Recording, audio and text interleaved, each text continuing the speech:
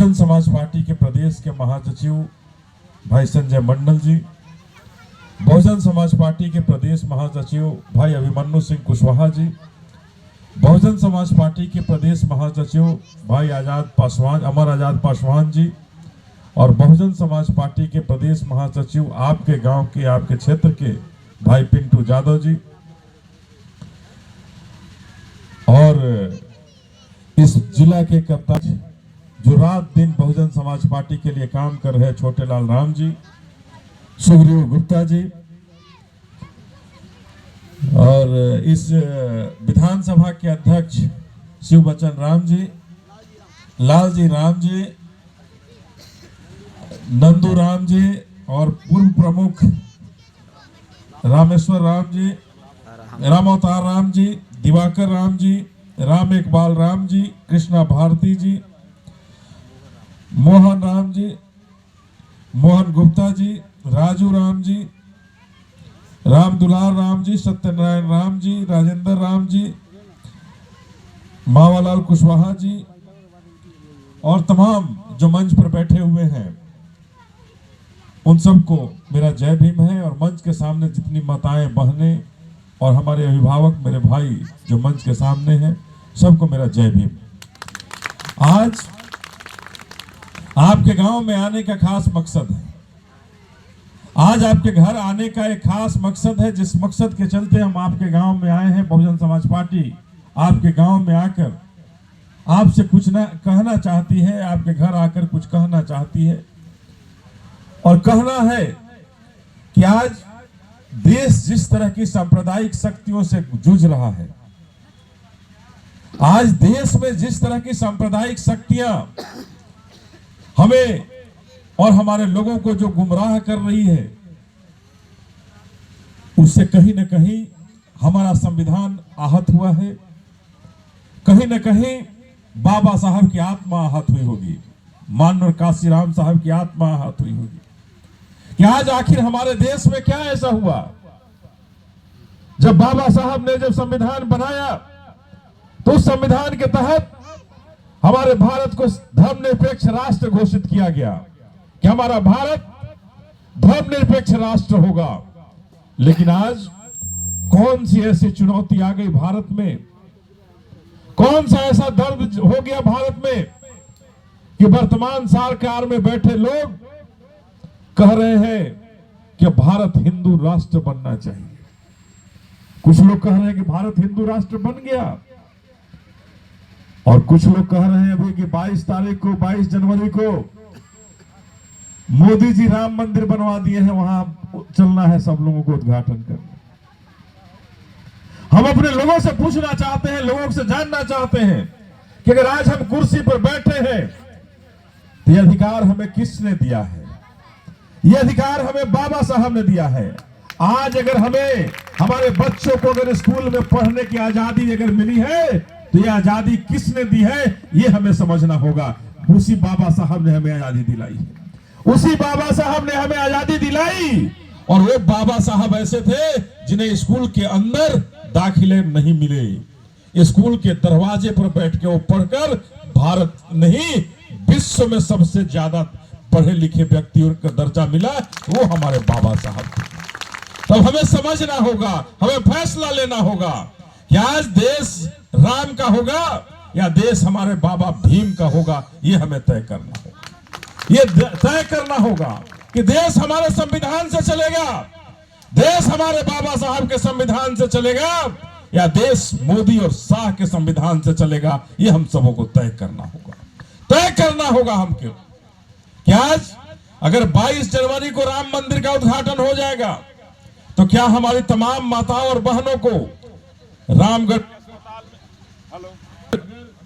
22 जनवरी को अगर राम मंदिर का उद्घाटन हो जा रहा है तो क्या रामगढ़ के अस्पतालों में हमारी माताओं और बहनों का इलाज हो जाएगा?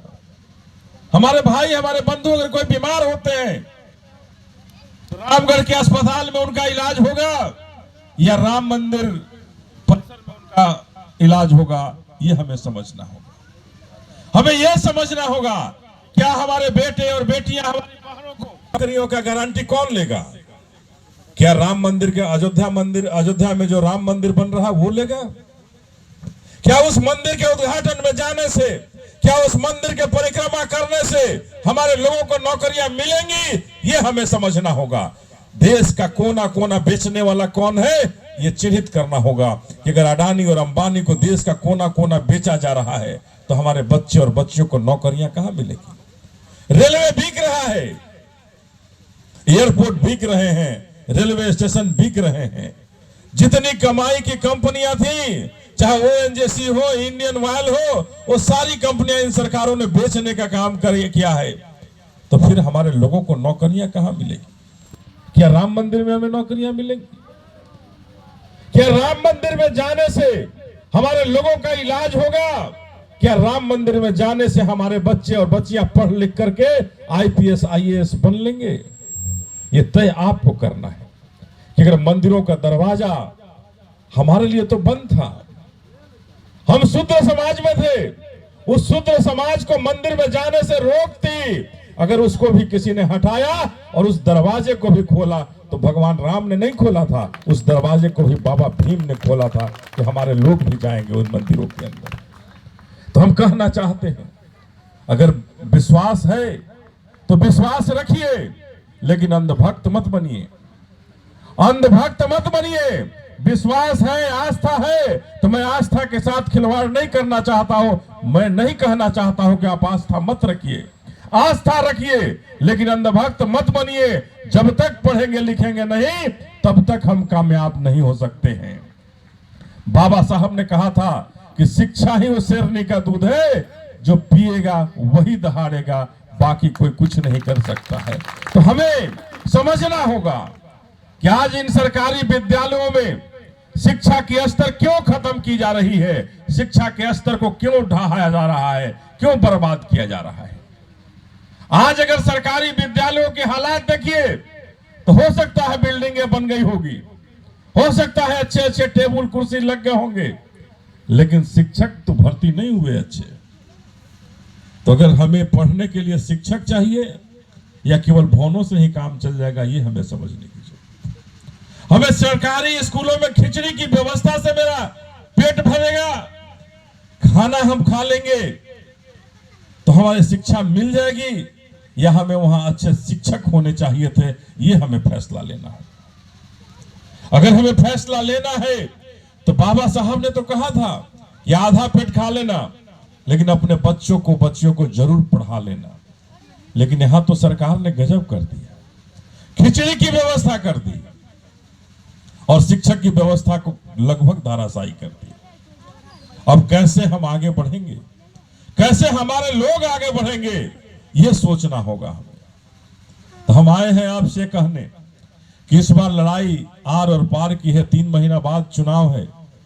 हमें बाबा साहब ने ये कहा है, और बाबा साहब का संविधान ने हमें बहुत कुछ अधिकार दिया है। उसी बाबा साहब के अधिकार ने हमें आज चलने की आजादी दी है खुलेआम। हमें घंटियों से आजादी किसी ने दिलाई है, तो बाबा साहब ने हमें उन घंटियों से आजादी दिलाई है।